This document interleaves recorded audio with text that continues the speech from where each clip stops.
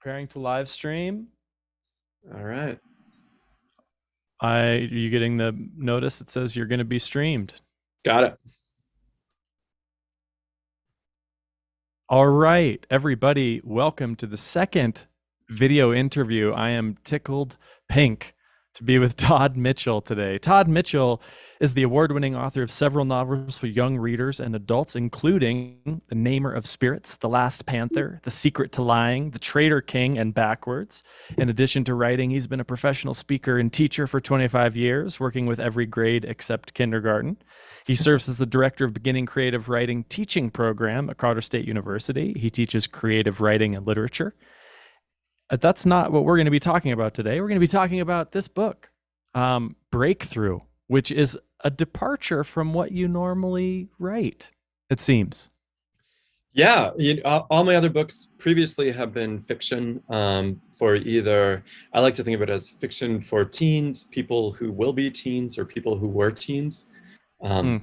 So mostly middle grade and young adult books and some comics. And I'm interested in young adult literature because it focuses on transformation. Correct. Transformation of identity. That kind of well, space. When I think about what YA is, so here's one of my YA books.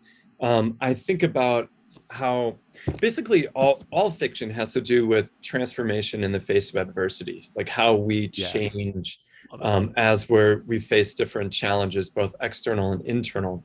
But one of the things that makes young adult literature really fascinating to me is that it's still that character arc of transformation, but it's taking place with someone who's in adolescence, which is one of the biggest transformative periods of our lives. So I like to think of it as transformation squared. Yes, because you're transforming in the process of transforming. Right. Yeah. So it was kids actually who really brought this home to me, because I was doing a writing workshop with, I think it was a bunch of sixth graders. And I said that people change, that change doesn't come easily, and nobody wakes up one day and is just different. And one of the sixth graders raised their hand and was like, "What about puberty?" And I was like, wow, you've got me there. And that is really what sets, I think, adolescent literature apart, is its change in the midst of change.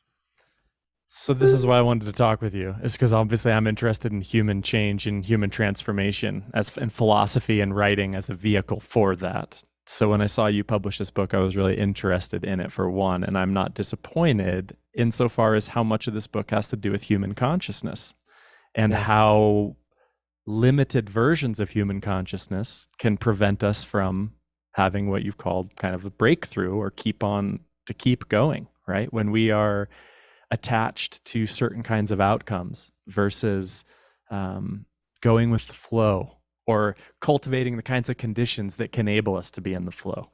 So I'm wondering if you want to talk a little bit about your interest in human consciousness and maybe spiral dynamics, and whether or not and how that influenced this work. We're just going to go right into the deep end of human consciousness maps, I think. Well, yeah, I'm a fan of spiral dynamics as a model of consciousness development, and it's such a big subject. But I'll just say, because I think in that introduction, Sean, you talked about going with the flow, or like one way that I think of the essence of this book, which I have a copy of it here. The essence of this book is, there we go, is that it's about shifting your creative approach so that you're focused on process and loving the process rather than outcome. But the thing is when you summarize it that way, it's really then just becomes a shallow platitude. And it's very easy to miss how profound and far-reaching that is. How it actually changes not just everything with creativity, but for me, it changed my whole experience of life. It was the biggest change in my life that I ever experienced. And so how do you get beyond just the words there to really get somebody to explore what that means? That was the whole challenge of the book, to kind of break down and set up what that means. But it was a book that I wrote out of necessity rather than, hey, I should write this book. I wrote it out of necessity as I drove myself to a breakdown, and Yeah. then saw a lot of other writers, artists, musicians that I know kind of making the same sort of mistakes and doing the same sort of thing. And, I teach creative writing. So I've worked at this point with over 1,000 writers. And I see it time and time again because our culture kind of reinforces this notion of success and this notion of creativity that I think puts us onto this track of creating to get things. And so I love that you're talking about consciousness, because really the solution is to become more conscious of what that leads to, and then to become conscious of how there is a different path, another way to go about creating that I just don't see reflected in our society much. And I love that it's like overcoming the suffering artist, struggling artist paradigm, right? Where Yeah. you are just creating to get to some point that you never quite get to, and you're broke and it's hard. And I mean, you said it yourself, break down. And Yeah. it's funny and interesting that one of my friends teaches yoga, says that the process of yoga is walking the razor's edge between breakdown and breakthrough. And that Mm-hmm. you're putting yourself in a vulnerable place, but you're doing it with a disciplined practice to engender kind of breakthrough. And what I like about this book is that you're kind of making the claim that you don't have to be vulnerable to the breakdowns, at least not if I kind of retrain my idea that creativity isn't to get to this place, that Mm-hmm. I'm not going to feel much better when I publish my first book, which I Yeah. admit I'm thinking about. I'm like, Right. I got to publish my Good. first book. And once I do, things are going to be different. But I Right. know after releasing 5 musical albums, every time the first one, I was like, when this record comes out, things are going to really change for us. And the record comes out and there's some adulation, and then it's almost as if it never happened. And it's Yeah. like, well, the next one we put out, we'll Yeah. do these things. And when this one comes out, and then the next record comes out, and it's kind of a bummer, even though the music's good and the process was fun. Yeah. And it was about that time for us, for Brian and I and the Seers, where we were like, you know what? Let's just really try to have as good of a time as possible. What's that going to look? What if our metric of success is how much we enjoy this? How would that change? We already were kind of in there, and I think that's how we've had a longevity as a Yeah. group, is that we actually have that priority. Mm-hmm. But I mean, do you think has this breakthrough for you been just like where it's sustainable or sustained in that sense? Absolutely. That's so cool. And when I've seen this with a lot of other writers and artists and creators, when they reach that point where they start creating for those intrinsic reasons, for that intrinsic enjoyment and the intrinsic benefits of creativity, which, maybe we'll get into, because I think really creativity is a consciousness expanding practice.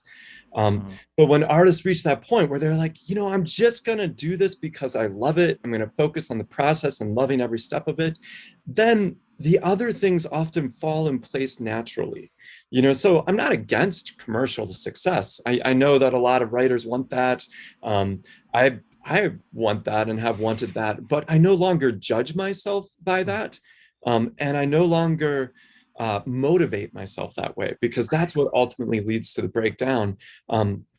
There's a quote from Dolly Parton that I have in the book, and it really sums it up, because she says, and I might be paraphrasing, but I don't create for awards or rewards. I create simply because I love what I do. And when I see people take that attitude, man, then their just creativity, their relationship with creativity starts going through the roof.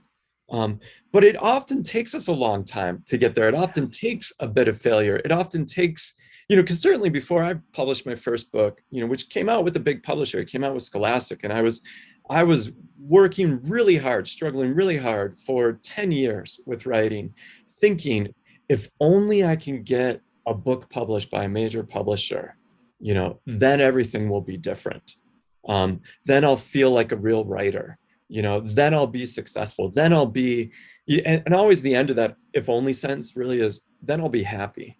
Right. Um, and when that happened, when I finally reached that goal or that achievement that I thought was some finish line, it was like, not only was I not happy, not only did really nothing change, um, but I was less happy than I've been Depressed. before. Yeah.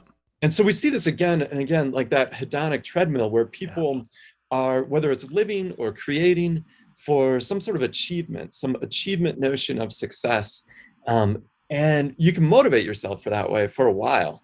But eventually you're going to exhaust yourself because you're going to realize that the achievements will never satisfy you. And although we can see this reflected in our society over and over again, with like highly successful people or think people who we might look at as successful who seem pretty miserable. Because there's always another if only, like after they get that best-selling book, now they want like a national book award book or like win a Newbery Award. And I know the people who've said that again and again and again. And as you get these achievements, you realize, nope, that didn't do it. That didn't do it.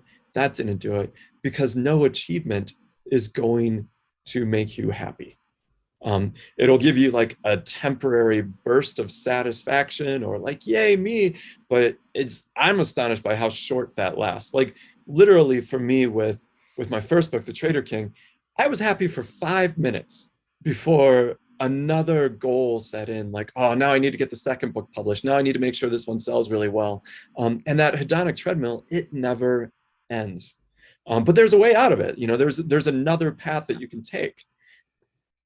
Which is kind of reprioritizing what we take our success to be. Yeah, well, and I mean, for me, it feels like when we talk about, oh, you have to create for the enjoyment of things or, for those intrinsic rewards, like we can hear that again and again, but how do we actually get there? How do we get our mindset onto that other track? And that's what I think does take a degree of suffering. And that suffering is often what becomes then the energy of real transformation. So transformation is never easy, and it often involves struggle. But I also think if we understand how that transformative process works, then even when we're going through the difficulties, we can put them in this bigger context and actually appreciate them. So that we're appreciating the hard experiences, we're appreciating the struggle, and we're consciously using it to expand our awareness so we can kind of supercharge our transformation as we become more aware of it. There was this quote from Jim Carrey that I saw the other day that I think really summarized that how achievements don't satisfy. He said something along the lines of, I wish everybody would get to become famous and get wealthy and all those things that they think they want so that they could see it's not the answer. And I like it when people who we do see as highly commercially successful are able to say, yes, that's not going to satisfy you in a long-term way. And the goalposts just move. I remember something like only 5% of millionaires consider themselves wealthy. Oh, wow. Because Yeah. once you have a million, it's really, it's the 10 million that I'll consider. And then it was something like only 20% of people with over 100 million consider themselves wealthy. I couldn't remember the statistic. It's astonishing. Yeah. Yeah. On the note of suffering, Mhm. quote unquote, and this expanding our awareness and supercharging, I want to dive into this enjoying the process rather than the outcome. Yeah. And I want to talk about surfing Mhm. because I feel like this is one of the most powerful metaphors, and you use this really well in the book about what we think about surfing as the person catching the wave. But as Yeah. anyone that has actually tried to surf knows, that's a very, very small part of it. Yeah. It's a lot of work and positioning Yes. and lying prostrated and, not getting demolished by waves. So can Yes. you talk a little bit about surfing and the creative process?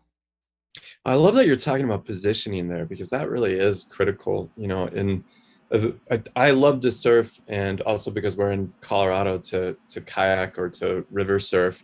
Um, and so much, especially of ocean surfing, though, is just sitting out there waiting for that set to come in, kind of watching the waves. And there's been days where I've been out there for hours and maybe caught just one or two waves and thinking, you know, if you actually look at the amount of time that you surf versus the time that you're just paddling or waiting or watching, it's so small. But to me, that doesn't really matter, because the paddling out, the sitting on the oceans, the up and down, the watching the waves come in, that is all part of the process and part of what I love about surfing, that I just love being out there. So if we apply some of that to things like writing, we often think of, okay, the reason I write is to get this published and, maybe have it take off, to catch a wave. Sitting on top of the world. Yeah. Yeah. But it's actually, if you can enjoy every step of the process, and appreciate every step of the process, you're going to make it so much more sustainable. Your life will be happier, but you're probably going to be better at catching waves too. You're going to be out there longer. If you get impatient and you're like, oh, there's that wave over there, I'm going to paddle over to that. Well, you're not going to get in time. You got to paddle before the wave arrives. So sometimes people will trend chase with books, and no, you got to think about where you want to be, for the wave that's calling to you. Part of the surfing metaphor too, though, is letting go of this idea that you're in control. Right. Such a small part of it that you can actually be in control of. And if you try and control the wave, want the wave to be different than what it is, fight the wave, you're going to wipe out. So I think with surfing, it's that surrender with the wave, with awareness. You position yourself, when to paddle, when to stand, how to go down the line. But it's not something that you're doing, it's something the wave's doing, and you're along for the ride. You're part of the wave. And this is, I mean, it might be too big of a segue to move into non-dual mystical Yeah. states of consciousness, but This is the essence of it. Right. The creativity is something bigger than us. It's a process. It's a surge that we Yeah. can't control. So when you recognize that creativity isn't something that you have, that you possess or that you do, it's something that comes through you, then you're able to be open to that creative source, and you kind of enhance your relationship with creativity. Because when it goes wrong is when our egos get in the way. These are the sort of things that limit our ability to create. And I can give you some really specific examples of how this happens, but just in the big picture sense, to bring something new and somehow useful into existence, which is just a general definition of creativity, bringing something new and somehow useful into existence. Well, by definition, you have to be able to reach beyond what you already know. And the ego mind that likes to control things sticks to what it already knows and what it can control. And so it's so limiting. But the act of being creative is really the act of opening yourself up to what is beyond your ego mind and letting those unexpected discoveries come through you. And this is why those great creative leaps, you can't anticipate them. You can show up and try and help them happen, but you don't know what your next new idea is going to be. I mean, it's new. For it to be new, it's got to come from that unknown creative source.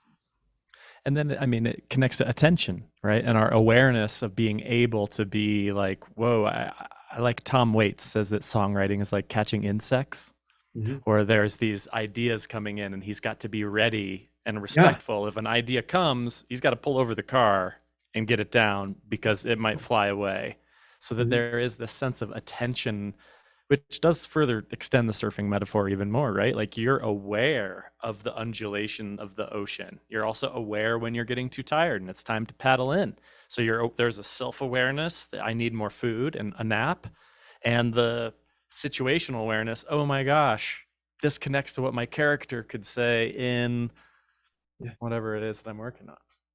Yeah, so it's that practice of attention, and also I think a practice of openness, Yes, being awesome. open to what wants to exist, to creativity's call. Even being open to the possibilities. So if we're thinking of surfing, what great surfers um, are really good at doing is looking at the horizon and picking the wave, Set. Yeah. thinking like, okay, how do I be open to this wave? And that's position, that's paddling out, but that's also allowing yourself to adjust to the unexpected. So, do you have a, this is a kind of a left turn, but not really. Do you have a writing routine? I do. I mean, I'm a big believer in creative habits, Yes. developing healthy habits for that Yeah. practice of attention, that practice of openness. So I try to write every day. Like I schedule time for myself to be able to do some creative writing every day, and I crave it. Yeah. Like it for me, that's one of the most profound intrinsic rewards of creativity is when I am surprising myself with what's being created. Yeah. Because then I'm no longer stuck in my ego mind, in my ego self, my small self, but I feel like I've connected with something far beyond what I know, and that's blissful, Yeah. and that's the artistic trance that you know writers sometimes will talk about it as the writing trance. I know painters who will paint until they, kind of don't know what they're doing with their painting. Um, Musicians might have a similar process at times. I think so. And do you have the same time every day, or do you just schedule it when it's available? I wish I had the same time every day. Yeah. Because I like to write in the mornings, but I don't always get to. Yeah. But I at least try to have, even if it's a day when I'm at work, I at least try to have 15 or 20 minutes just to see what comes up. Because I think it's really interesting. I really like, did you read Twyla Tharp's The Creative Habit? Are you aware No, of I this haven't. book? It's Yeah. fantastic. She is Cool. a dancer and choreographer, and her whole argument is that creativity is, there's a workmanship to creativity, that you're showing up to the white room and seeing what comes up, and that Yeah. sometimes it doesn't come up, but you still show up. And I think one of the dangers of the surfing metaphor, or the kind of, that people might say, oh, this is kind of, creativity is actually, for creative people, Right. versus Mhm. no, actually, there's a creative aspect of a lot of the work that non-creative people do. So it's not just for writers, it's also about being able to cultivate a creative habit, which is Mhm. an ability to be uncertain, an ability to Yes. show up and do the work even if you don't feel like it, to work through the kind of, to paddle out, and sometimes it's cold and uncomfortable, there's some suffering involved, but to still show up, to make room for that. I love this, that I'm doing this because I love this, and that um, I think there's a lot to that, the workmanship of it. Yes, absolutely. I would just say discomfort rather than suffering. Really, There we go. maybe Okay. I like the I like the cold Pacific, um, but it's like that discomfort doesn't have to be suffering Mhm. if we've nurtured a mindset that allows us to appreciate all aspects of the process, and Mhm. to really see how they serve us and how they can benefit. Um, but yeah, showing up is a big part of it. And when I do creative workshops, I often hear people say, I'm not very creative. And to me, that's a sign of this fixed mindset that we often have about creativity. Again, as if creativity is something that you possess rather than something that comes through you. And to say I'm not very creative is like saying, oh, I can't be visited by the muses, or, the sun doesn't shine on me. And, of course it does. Maybe you've got to go out, maybe you got to wave them in, maybe you've got to show up in some way, but it's not something that you do. It's something that you open yourself up to through your practice. I love that. And the sense that it's something that we do in repetition, or that there's not um, the idea of cultivating the conditions for that. Yeah. There's an organic process to this. There's one of my favorite Chinese parables that connects to teaching and music and art, I think, is, the bad farmer grows weeds, the good farmer grows crops, and the master farmer grows soil. Mhm. So that you're really cultivating the conditions to be able to, which might be the nap that you need, or the sandwich, or the walk. That, taking walks is, I feel like, so generative for me. Yes. Um, Yeah. Physical activity. yes. We often think of like writing, for instance, as something you do sitting down, but I think actually physical activity is essential Yes. for writing, for opening yourself up to ideas, changing the location, but also just Yes. increasing blood flow to the brain. So I'm curious about teaching Mhm. and about teaching elementary students creativity and how Or this teach me. connects. Yeah, exactly. Okay, great. Yeah. What have they taught you beyond the fact that puberty is natural? Oh, they are, yeah, I mean, Picasso said, and he had a few varieties on this quote, because he said it a few times in different interviews, but essentially, I spent a lifetime learning to paint like a child. Yes. And I think what he's talking about there is this child mind openness to creativity.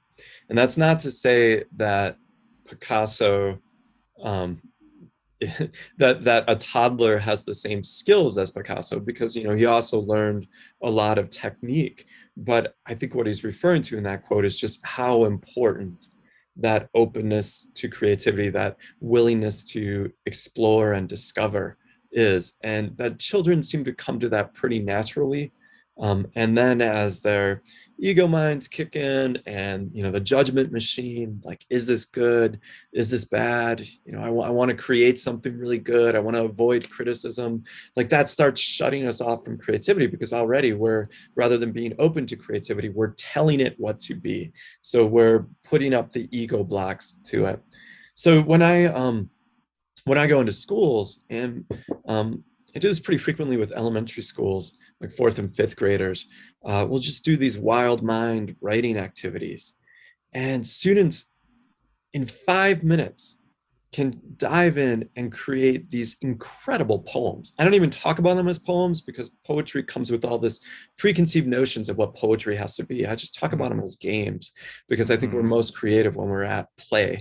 But I mean, some of these students have written lines that just give me chills. They're so new, and their playfulness with language is stunning. I can remember one that was shared with me, and it was from a My Opposite poem, or My Opposite game, where I had asked students to imagine the life of their opposite and to write about that. And this takes a little pre-work, because the concept of opposite is actually really complex. And a lot of what these games are playgrounds. Because if you give somebody a blank page and say, hey, you got 5 minutes, write anything, write a poem, write whatever pops into your head, that can be really hard, because you're going to look at that blank page and be anything. And then you have the paradox of choice, and you might think, oh, it has to be something really good. Well, what's good enough? What's worthy of writing about? So what's helpful is to have some sort of structure that you can play with, but it's an open structure. Like, there's no right or wrong way to play with this. So if we took like the concept of opposites, if I said, what's the opposite of hot? Just play along with me. I'd love to. Cold. Yeah. Or what's the opposite of black? White. What's the opposite of chocolate? Vanilla. Yeah, but I mean, is it really? Because like chocolate and vanilla, they're both flavors of ice cream. They actually have a lot in common. Dirt. There you go. Yeah, and there's really no wrong answer. You could be, the opposite of chocolate is the moon. If we're thinking of opposite as what is something that's really far from this other thing, really different from this other thing, well, that's kind of an open structure to play on. So I asked students to imagine the life of their opposites, but after we kind of defined that, like, opposite is, can be really open in what it is.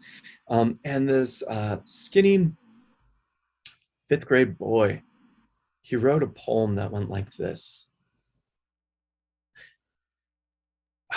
I hope I can remember this. I'm sure he's listening to this right now. I know. I was the fattest girl in the world. Got sick, died. When I went to heaven, heaven caved in and fell to earth. And earth was full of heaven, and no one was ever mean again. I know, man, it gets me. It's, what is that, like 5 lines? And it just blows my mind every time. Yeah. What are some other good writing games? Well, I mean, what's so cool is that students will write these poems. They'll come up with these, and like so many like that have just blown my mind, in under 5 minutes, like that, because they don't pause. They don't have a lot of the sensors that we build up, and a lot of that expectation of what something has to be. They are just writing to explore, writing to play. And so that's that child mind openness. Now, a lot of times what we learn as we learn technique is what Lynda Berry talks about as the 2 questions. And she writes about this in her essay, 2 questions, which she was kind enough to let us use a few images from in this book. But the 2 questions are, is this good or does this suck?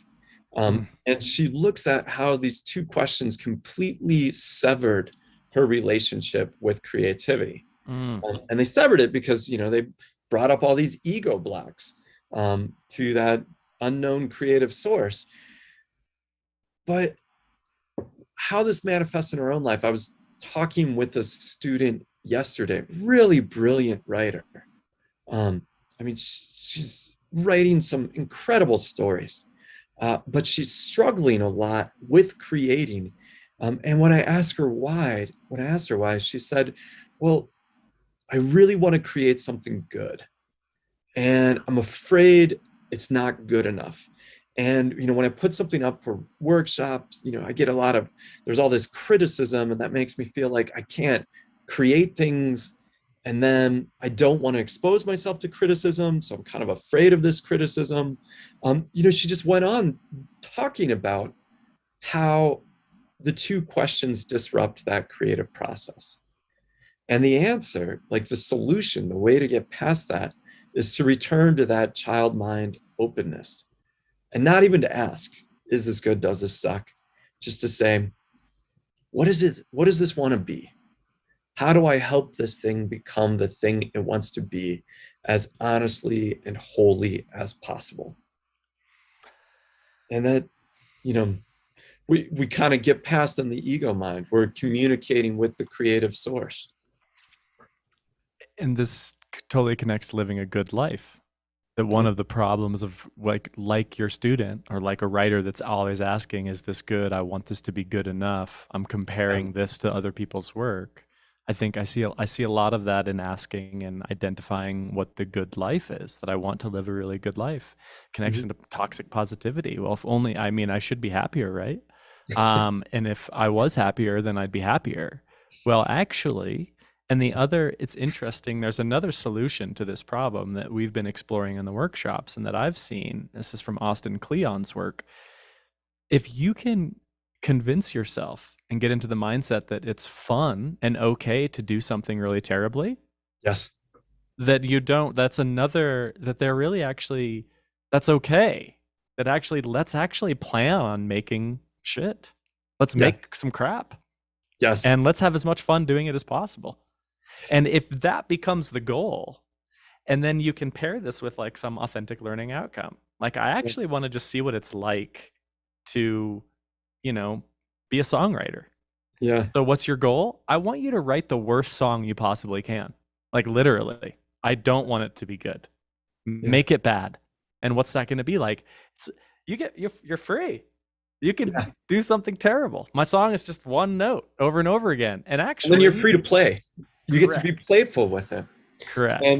yeah, with writing, it's the terrible sex scene assignment. I forget who I Hmm. originally got this from, but it's like when people, especially a lot of students I work with, when they try and write romance or a steamy sex scene or first kiss or something like that in a story, it brings in all these cliched notions Mm, of what that would be like. But if you say, write a really terrible first kiss or a really terrible sex scene, just have it be awful, amazing. and use all the cliches, maybe they will, but they're going to get beyond them in some really interesting ways. And it's astonishing to me how many good romance or good first kiss or sex scenes have come up out of trying to write bad ones. And again, I think a lot of that is close to this kind of stoic approach to life or an Epicurean approach where we're cultivating a certain kind of embracing of a not so good life. That if you can, if What you is not love, so good about it? if you love a not so good life, all of a sudden, I mean, Yeah. I also tell this story of just, sometimes insight strikes in the most interesting places. I was getting burritos at Qdoba, Yeah. and it's a young woman making the burritos. She was super nice, and her smile was super contagious. So that she just naturally, I started a conversation with her, and I asked, I was like, "So, what else are you doing? Basically, are you going to school?"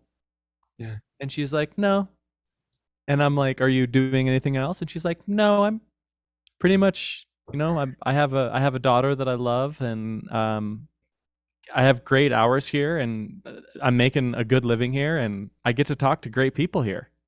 And she was so happy making burritos and having this conversation with me, and showed me that my supposition was like, well, surely you must be doing something more than Yeah. just making We always got to be burritos. doing something. What You else are you? do. Yeah.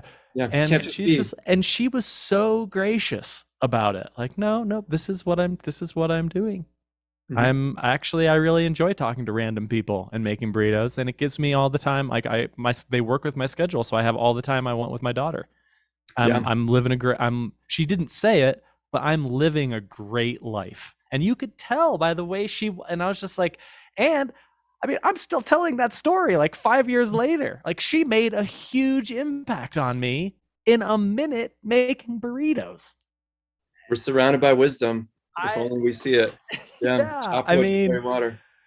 Yeah. yes. And someone in a workshop last week shared this Chuang Tzu quote of, do the smallest things with the dedication of 10,000 monks and Mhm. approach matters of life and death with a sense of humor. Yeah. Um, I like that.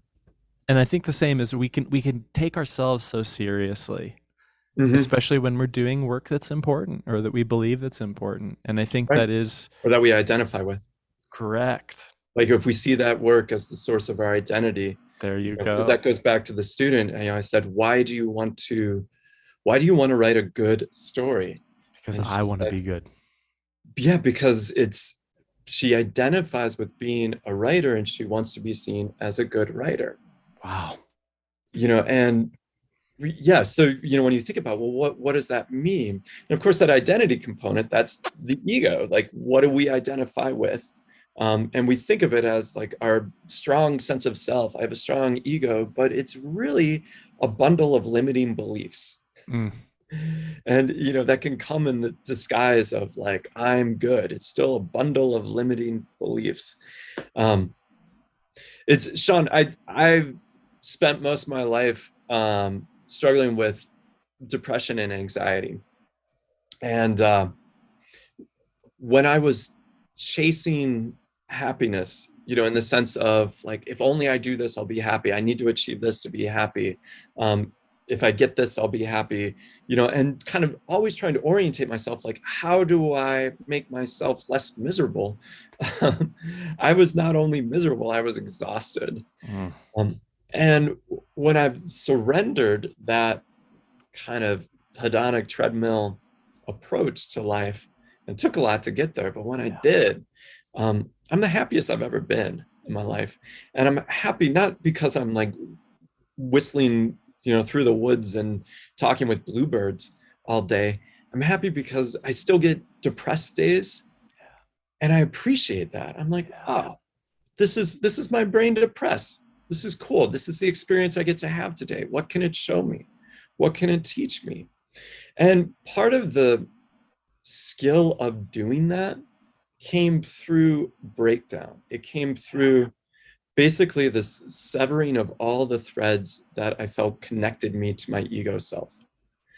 And I think creativity is a practice that can help us get to that sort of transpersonal perspective.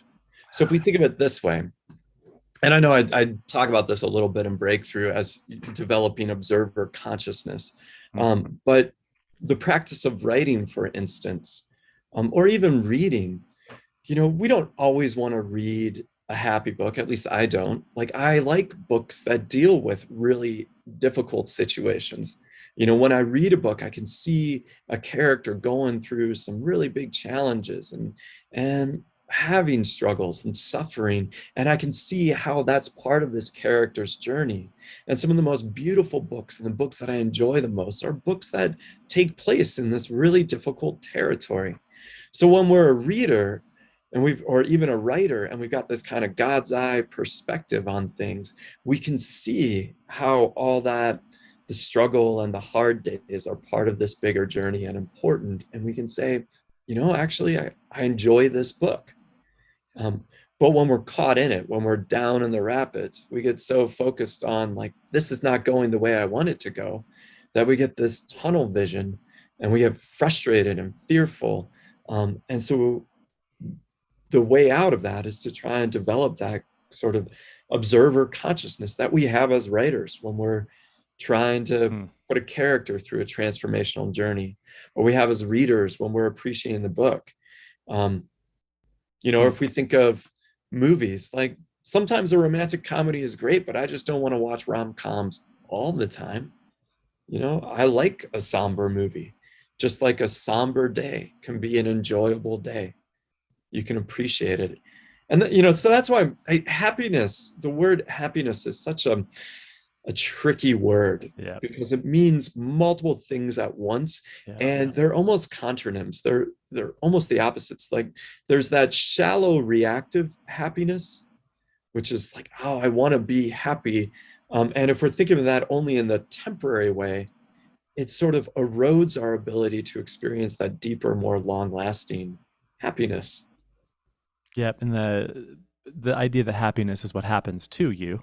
So there's this happenstance to it versus a happiness that is regardless of what happens to you, that is deep, unconditional happiness, unconditional, flourishing, thriving.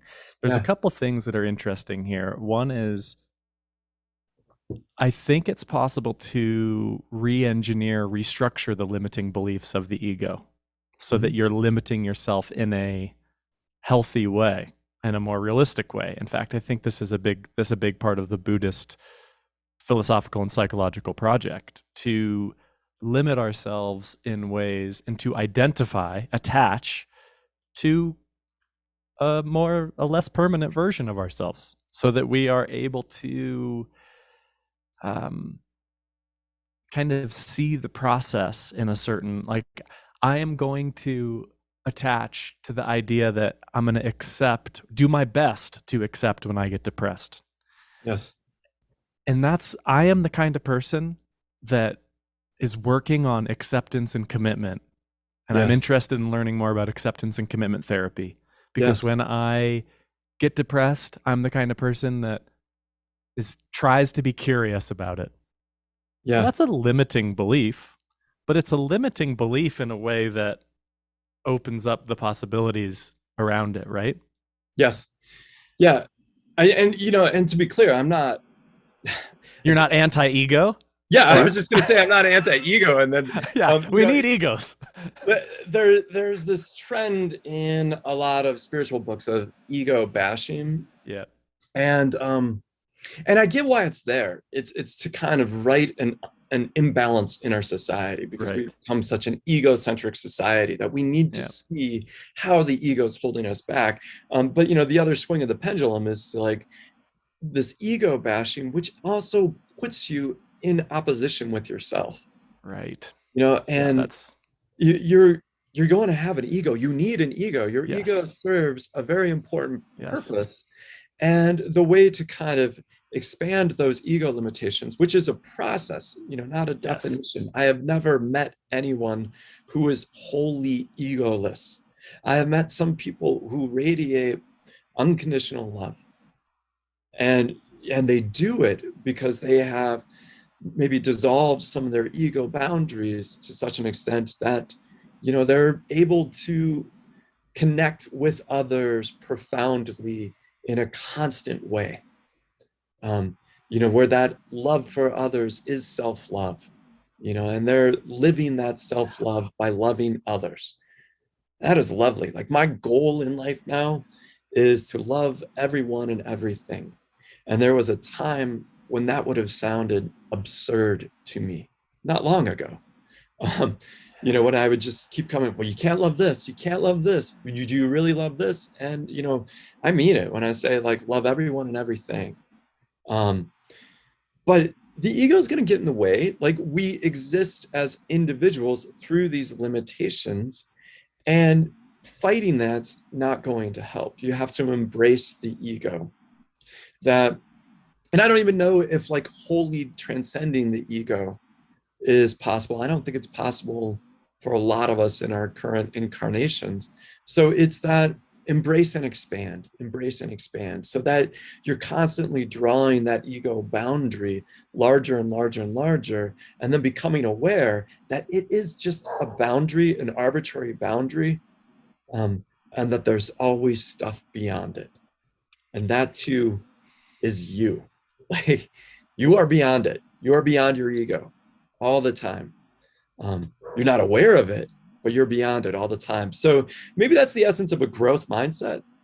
is, transcendent mystical growth mindset. yeah, yeah. And it does. I mean, I think that connects to social responsibility as well in an interesting way, where the suffering the struggles of other people become important to, no justice for, if there's not just an injustice anywhere, is an injustice everywhere. Yeah. That kind of idea, right? Where we are responsible for. And what was the other really interesting thing? I can't remember who says this. I think it's in Emmons' work around gratitude. Number one idea to improve the quality of our lives is to be grateful for other people, in a sense that there is I become grateful on behalf of other people, for where it's not like gratitude for me, but I'm experiencing gratefulness. I can't remember how he put it, but it's like that expanding. It's not just about me becoming grateful for my life. It's this gratitude for other people and what other people are doing for their lives, in that kind of expansive sense. Right. So a lot of writers, for instance, or other creators hold themselves back with this comparison game, which right. I've played for decades. Like, oh, this person's doing something better. I need to do what they're doing. If only I could do what they're doing. Like, the if onlys are another version of that comparison game, as we're constantly comparing ourselves to others for good reasons that social scientists have talked about, and then I talk about a little bit in Breakthrough.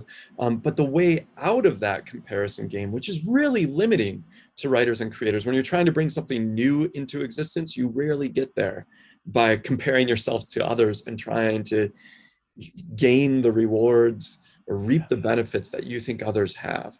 But the way to completely get around that is with this Buddhist concept of mudita, which is this vicarious joy, or sympathetic joy. Sympathetic joy, yes. Yeah.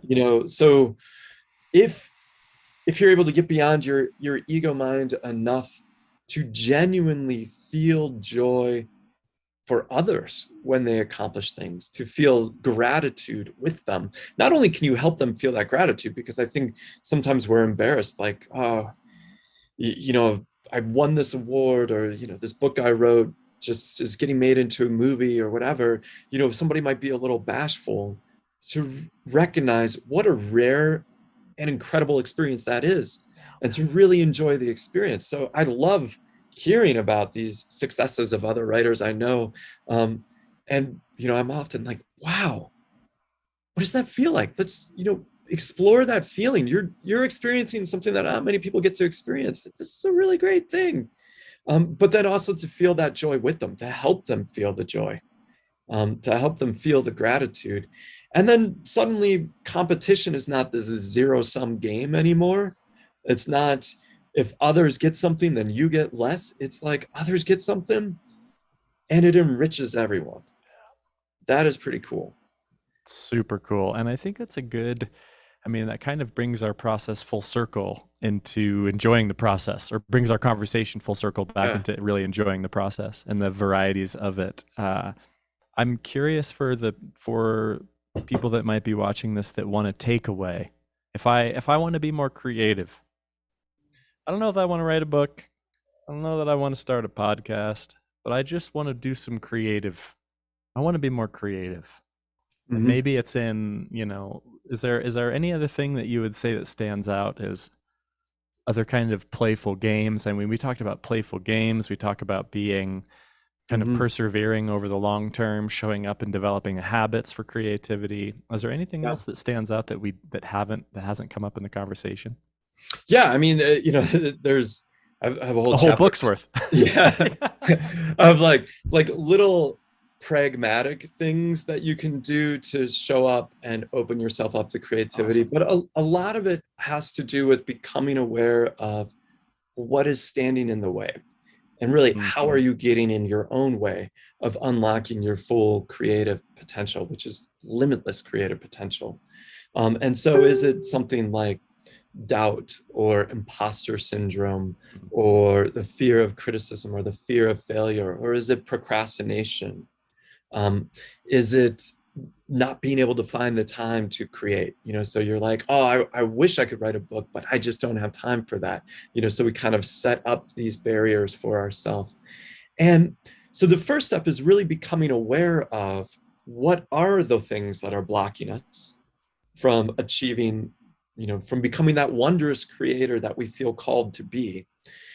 And then recognizing how actually the root cause of all of those things that I just listed, the doubt, the fear, the procrastination, the even not having time, the root cause is the ego mind. So these practices that will help you loosen the ego's limiting grasp are the same practices that can help you connect with creativity. And that creativity itself is this wonderful way of dissolving your ego. It's really great at doing that, especially when you're sending things out and you can't control what people are going to say. Like, it's shattering your ego sometimes. So as far as like pragmatic steps, it's trying to get rid of the "is this good, does this suck" two questions, and just creating to discover, creating to explore. Shifting your mindset from telling something what to be to asking what it is. What am I called to create?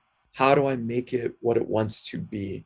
You're sort of taking yourself and your identity, your ego, out of the equation a little bit, and just trying to bring into existence what you feel called to exist, and then appreciating it, practicing gratitude, appreciating all the steps in the process. So anytime you encounter something difficult, whether it's like you send a story out and it's being rejected, or you try to do a painting but you're disappointed because it doesn't look like you wanted the painting to look like, notice that ego coming in. You were trying to shape it one way, creativity wanted to be another. So a way out of that is yeah, I lost my train of thought. No, there's another. Also, I would add on to that from my experience, taking it as a learning process. Yeah. So I know with painting, I overdo everything I paint. So I'm like, I'll just add this, and the next thing I know, it's like black. canvas is like there's no, and I'm like, well, next time Yeah. I am gonna try to be done with the painting when it's done and Yeah. not keep Ask it. going. Like You see, and that's literally interesting. ask the painting, are you done? Is there more that you need? What is it? And we can get really subtle with this and sort of tell what is our ego mind and when we're communicating with that creative source. So the ego mind's, it's always concerned with, is this good? Does this suck? Like, is this going to win me praise? So when we ask like the ego mind, are you done? It's like, oh, what if I add this? Will somebody like it more? Nah, forget that. Say, what is it that you want to be? Have I brought you into existence as purely and genuinely and honestly as possible? This is how we take creative risks. And that's the thing I admire the most in, writers, artists, when they create that thing that you like, how did they have the courage to do that? And it takes a lot of risk, takes a lot of vulnerability, but it also comes from taking ourselves out of it. So the key question, this was going back a moment, the key question that I find is really helpful when we're dealing with the struggles like the rejection or the disappointment, is to ask yourself, how does this serve? Mm. How is this part of maybe the transformational journey? What can I learn from this? So you're constantly developing that habit of appreciation and growth, over and over and over again, appreciation and growth. And if I could, just like getting back to life enjoyment, I find more and more that suffering comes from having too narrow of a perspective. Mm. And, so when I'm struggling, when I'm having a bad day, it's often because, I've got this tunnel vision and I'm fixated on something that's not happening the way that that ego mind wants it to happen. Right. So if I can expand my perspective, and say, well, what's the bigger picture here? What's the bigger story? How does this all fit in? How does this serve? Not just how does this serve me, but how does this serve? And like as if it's like all part of one big story. And I get to see how some of the difficult parts of the story serve that larger arc. Then you can start appreciating it, but you can also start dissolving that suffering perspective. I love that, and how curious how it's expansive. Because I Yeah. don't know how this serves. Yeah. I Like, know. I love that mystery. I I love that don't like know. disappointment and frustration comes up. I Like, it's have like, no oh, this idea. is so cool. Yeah. And I also wanted to enact the point. I wanted to ask this interview because I haven't done this. I'm skeptical, but I like it. What else does this interview want to be? We're at 4:02. I was thinking it would be 60 minutes. And Yeah. as I was asking that question, you rounded it out with that kind of, it's like you said more of what, but I want to ask this interview now even more. What does this interview want to be? Does it want to end? Should we say Spiral. yeah. It's because you started, Sean, with a question about spiral dynamics, Yeah. which was like a huge question, and I dodged it. I dodged it because I have a tendency, I get really wonky about spiral dynamics, which is a model of consciousness development. And it's Yes. just a model, but Yep. it's a model that can be applied both to personal development and to understanding how societies grow and change, to understanding our current political divides. So it can be applied in so many fascinating ways that I think it's highly useful for people to become aware of. But just in a general sense, what it's about is expanding our conscious awareness of what we are, what we feel connected to. And as our sphere of connected conscious awareness expands, we start kind of moving up the spiral in our perspective. But the key thing is that the spiral dynamics, it's not a hierarchy. It's not like being stage yellow is better than stage green, because it's holism. It's about seeing how all these different stages, how all these different parts serve this whole, that, and they're all necessary. And once you get to that perspective, then you're not as inclined to argue against people. You're able more just to appreciate who they are. And this doesn't mean that you keep things fixed, because I think when people are like, oh, I can't accept that, I want to change this, or I can't appreciate that, I want to change this, that the key to transformation is acceptance, is appreciation, is love. That nothing is more transformational than love.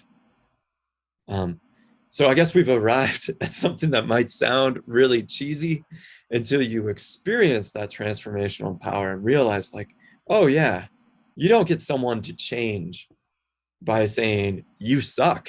That just gets them to put up their defenses and, buckle down and fight you, and, more entrenched in how they are. You get them to change by really appreciating, understanding, loving, and then enabling the space for growth. And that seems like what great teaching is, right? Yeah.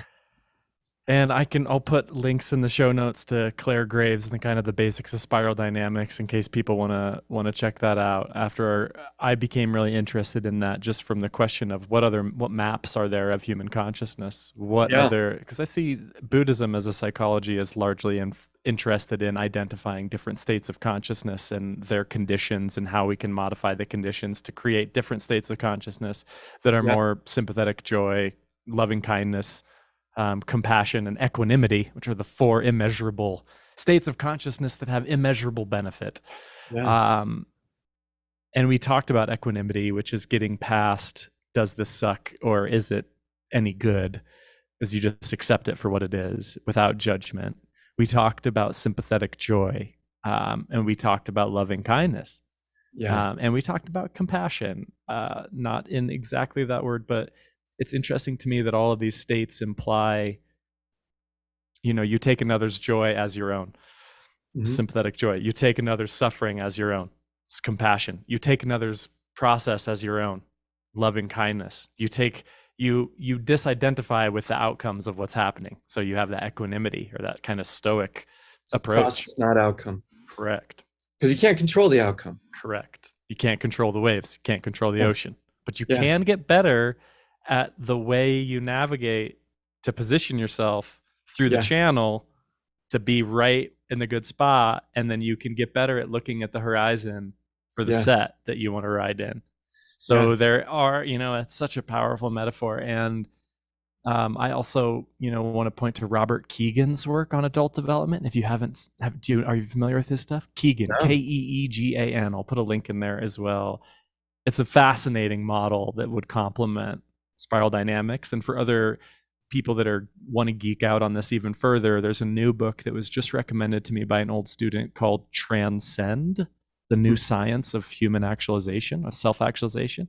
Maslow was, in Maslow's private writings, was playing with the idea that in order to self-actualize, we have to transcend ourselves, which is exactly what your experience as a writer has shown, right? And that's how Claire Graves started developing spiral dynamics, is when he asked, like, what does a fully actualized consciousness look like? Yeah. And developed the spiral dynamics model kind of off of the Maslow's hierarchy. Yeah, they map pretty well. Yeah. Well, I'm invigorated and enlivened by talking with a real life author who's also interested in the development of consciousness. I really appreciate how your work around creativity, and this is a great book, connects to living a good life.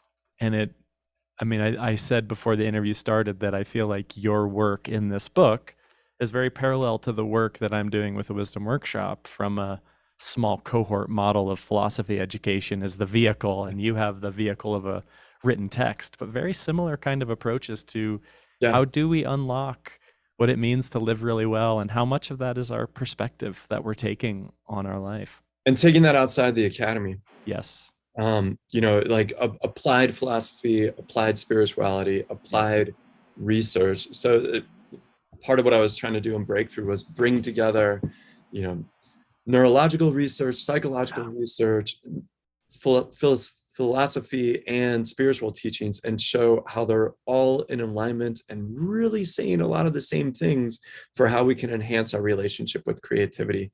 And so it's something, though, that it's the practice. Yep. And I was going to say, it relates Yeah. to your experience too, right? Like, it's not like this isn't just an esoteric. This is like, this is a hard won book.